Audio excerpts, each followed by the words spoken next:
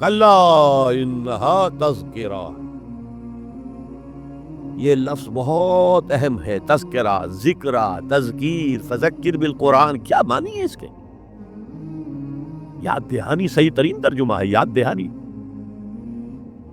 ایک ہے کسی کو کچھ سکھانا، نئی بات سکھانا، ایک ہے یاد دہانی. اسے چیز معلوم تھی، کوئی بھول گیا، یاد کرانا. جیسے آپ کے کسی دوست نے آپ کو بہت قیمتی قلم دیا تھا، آپ نے اسے بہت سنبھال کر اپنے ٹرنک میں رکھ دیا.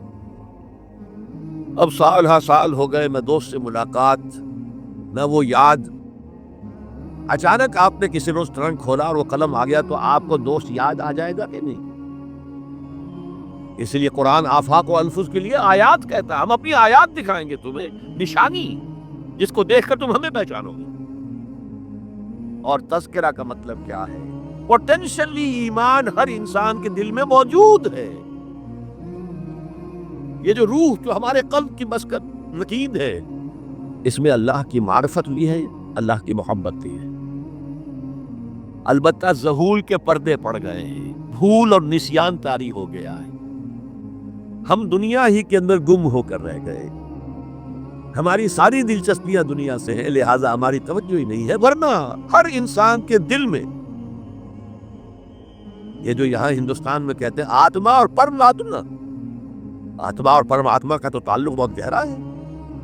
ابتدا میں بنا دی گئی تھی ارواح.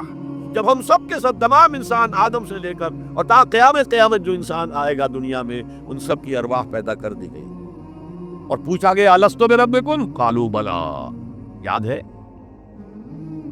لہذا یہ تذکرہ ہے، یہ یاد دہانی ہے، تمہارے اندر موجود ہے. اللہ کی معرفت بھی موجود ہے، اللہ کی محبت بھی موجود ہے. لیکن کلا بل ران علی قلوبہم ما کانوا یعملون، ان کے دلوں پر زنگ آ گیا ہے اب ان کے اعمال کی وجہ سے.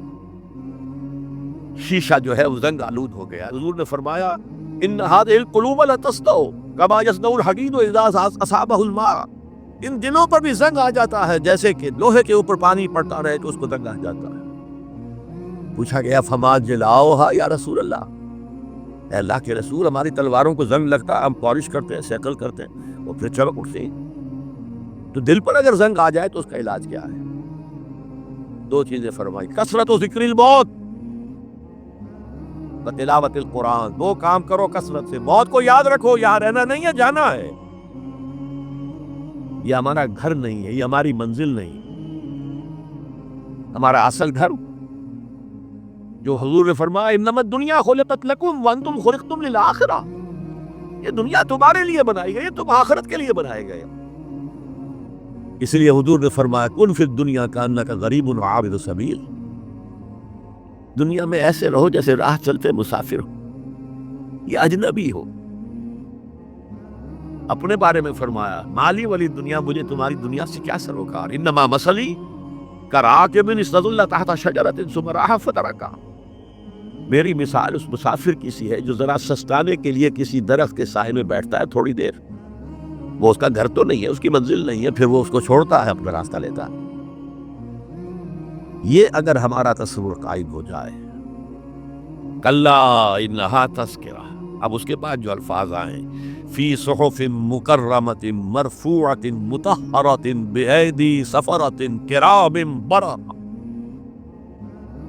یہ جو قرآن ہے، جو تذکرہ ہے، یہ بڑے ہی انتہائی پاکیزہ صحیفوں میں ہے. فی صحف مکرمۃ، بڑے باعزت، مرفوعۃ مطہرۃ، مرفوع بلند اور انتہائی پاک. بے ایدی سفرۃ، یہ کن کے ہاتھوں میں ہے؟ لکھنے والے وہ فرشتے. بے ایدی سفرۃ کرام بررہ، جو نہایت باعزت ہے، بہت وفادار ہے اللہ کے. یعنی اصل قرآن کہاں ہے؟ لوح محفوظ میں ہے. اصل قرآن کہاں ہے؟ ابھی اگلی اب جو پڑھیں گے ہم، کتاب مکنون، چھپی ہوئی کتاب کے اندر ہے. اصل قرآن کہاں ہے؟